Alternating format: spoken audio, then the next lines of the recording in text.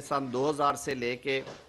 2022 تک کی کر رہا ہوں کہ نیب میں مقدمے تو بنتے ہیں، ان کے فیصلے نہیں ہوتے، ٹرائل ڈیلے ہوتے ہیں، قانون میں لکھا 30 دن میں ہوگا، پھر قانون میں لکھا 90 روز میں ہوگا، لیکن وہ فیصلے ہوتے نظر نہ آئے کسی کو۔ وجہ یہ تھی کہ ہم نے چھوٹے چھوٹے کیسز بھی بنا کے اور چوائس پہ بناتے تھے، نیب کے اختیارات بہت زیادہ تھے، جیسے یہ چیٹنگ پبلک ایٹ لارج میں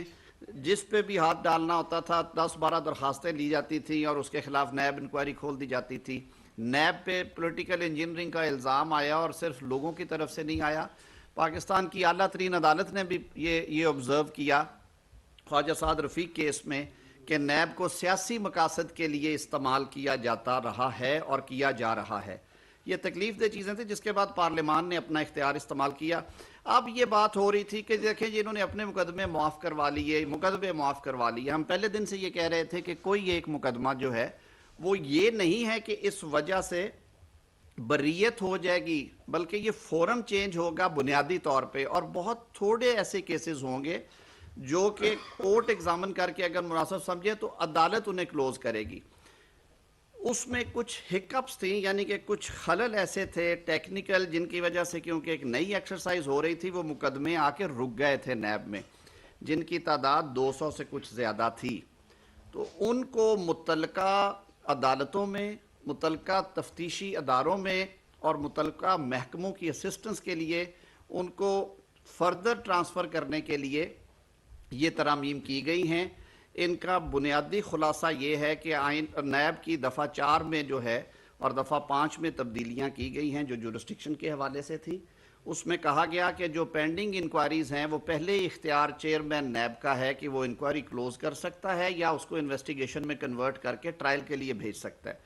تو ایسی انکوائریز جو کہ آج وہ 50 کروڑ سے کم مالیت کے الزامات کی وجہ سے یا جو پبلک ہولڈرز کے ساتھ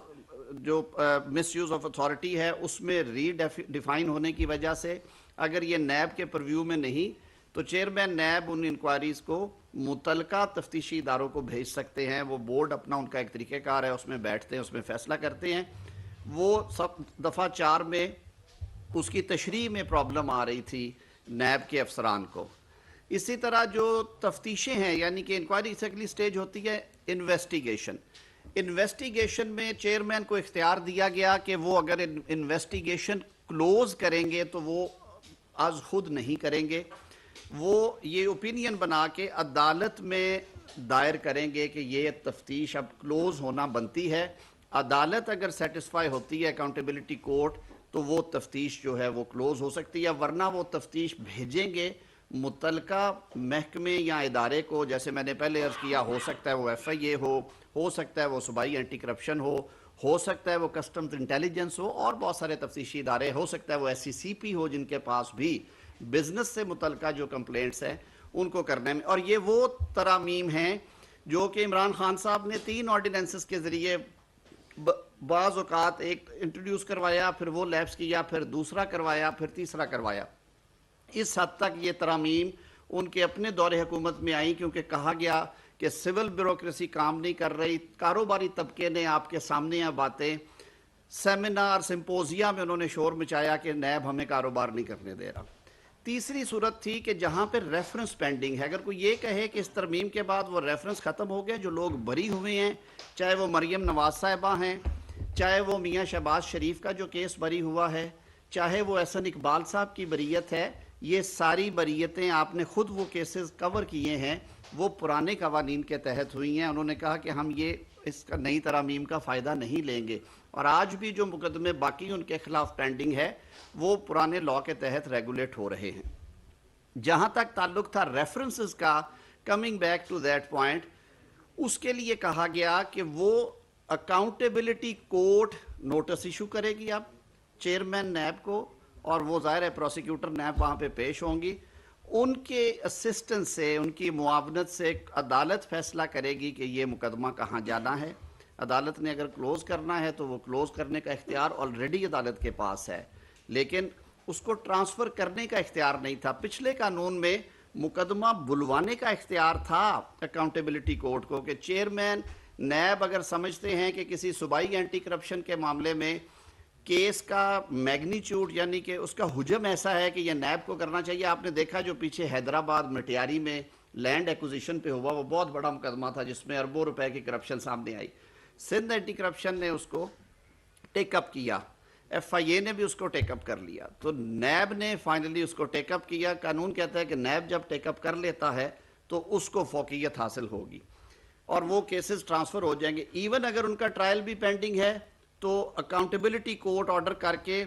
اینٹی کرپشن کورٹ سے یا سینٹرل کورٹ سے وہ کیسز منگوا سکتی, لیکن واپس بھیجنے کا یہ پروسیس نہیں تھا. تو اس ترمیم کے ذریعے اکاؤنٹیبلٹی کورٹ کو یہ اختیار دیا گیا ہے کہ جو مقدمہ ان کے سامنے ہے جو کہ زیر تنقید تھا,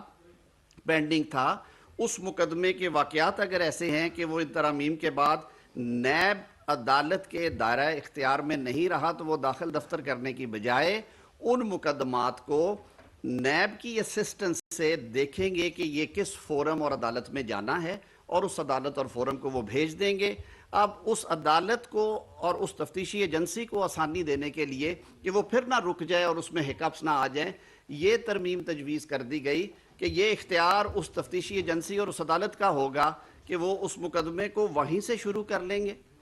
یا وہ اثر نو اس کو شروع کریں گے. اور یہ کچھ موٹی موٹی ترامیم تھی. ہاں, چیئرمین نیب کے اختیارات کے حوالے سے کہا گیا کہ کچھ ترامیم ہوئی ہیں, وہ صرف ایک ترمیم ہوئی ہے کہ جب چیئرمین نہیں ہوتے تو ڈیپٹی چیئرمین نیب کو کافی سارے اختیارات نہیں تھے. ایکٹنگ چیئرمین کے طور پہ وضاحت سے نہیں بیان کیا گیا تھا, جس کی وجہ سے نئے ریفرنسز کا فائل ہونا, دائر ہونا یا ان کے بارے میں بہت میجر ڈیسیجن میکنگ رک جاتی تھی. تو اس کو دور کرنے کے لیے ڈیپٹی چیئرمین کو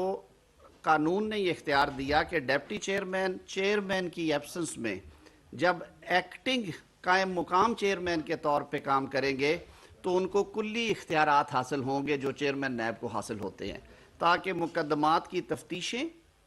اور جو ریفرنسز کی دائرگی ہے وہ نہ رکے. تو یہ سیلینٹ فیچرز ہیں اس کے. میں نے کہا یہ ایک وضاحت ہو جائے آپ کے ذریعے, جو ہمارے وکلا بھائی ہیں ان تک بھی یہ پہنچ جائے اور عوام میں بھی کم از کم یہ جو ایک تاثر ہے کہ یہ پتہ نہیں یہ حشب کیا گیا اور مزید اس کو اب کور دیا جا رہا ہے, یہ ایسی بات نہیں.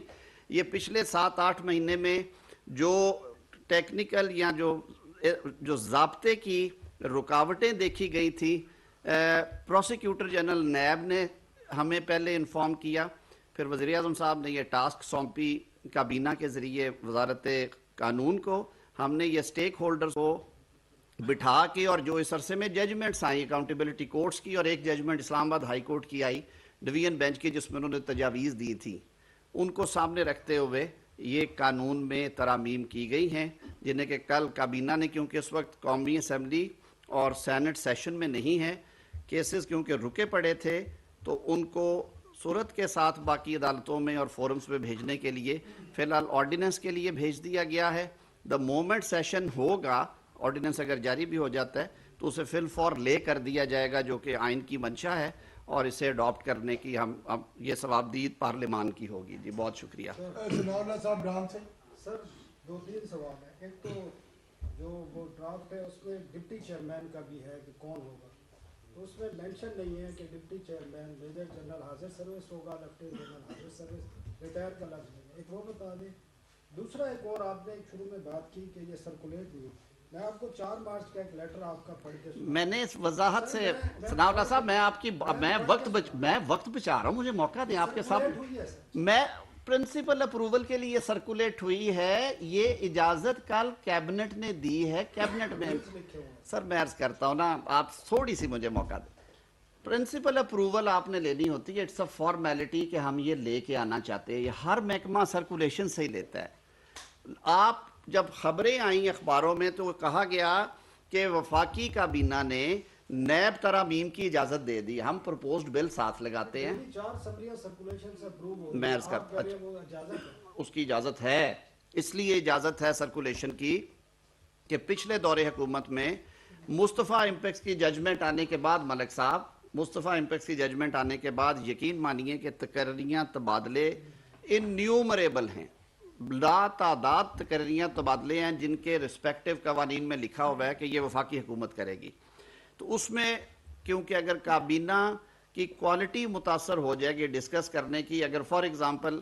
کئی جگہ پہ گریڈ 18 اور گریڈ 19 کا تبادلہ بھی وفاقی حکومت نے کرنا ہے,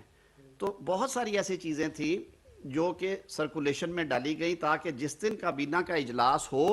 اس دن جو اہم موضوعات ہیں یا اہم چیزیں ہیں وہ رکھی جائیں اور ان پہ پھر تھریڈ بیئر ڈسکشن ہو. یہ پروسیجرل چیزیں بھگتاتے بھگتاتے کابینہ ایگزاسٹ نہ ہو جائے, اور وہ سرکولیشن کی رولز آف بزنس میں اجازت ہے. جو کوئی سنجیدہ معاملہ ہوتا ہے حت الوسع کوشش ہوتی ہے کہ کابینہ کے اجلاسوں میں آئے. یہ صرف approval in principle to introduce this bill تھا, وہ اپروول ان پرنسپل کو لے کے آئے تھے, اجازت دی سرکولیشن سے کہ آپ اسے کابینہ کے اجلاس میں لے آئیں, اور کل پھر کابینہ کے اجلاس میں لائیں. میجر جنرل کا نہیں سر, وہ کلیئرٹی کے ساتھ کر دیا تھا ہم نے. نہیں ریٹائرڈ ہوگا جی, ڈپٹی چیئرمین بھی, اور جو اوپر ہم نے درج کیے ہیں اس میں بھی ہے کہ has been a lieutenant general grade 22 officer اور جج آف سپریم کورٹ, اور ہیز بن یعنی کہ رہا ہو چیف جسٹس ہائی کورٹ کا. چیئرمین کے لیے اور ڈپٹی چیئرمین کے لیے گریڈ 21 میجر جنرل کے برابر رہا ہو, اور گریڈ 21 کے جو سول سرونٹ کے طور پہ رہا ہو. مطیع اللہ جان صاحب.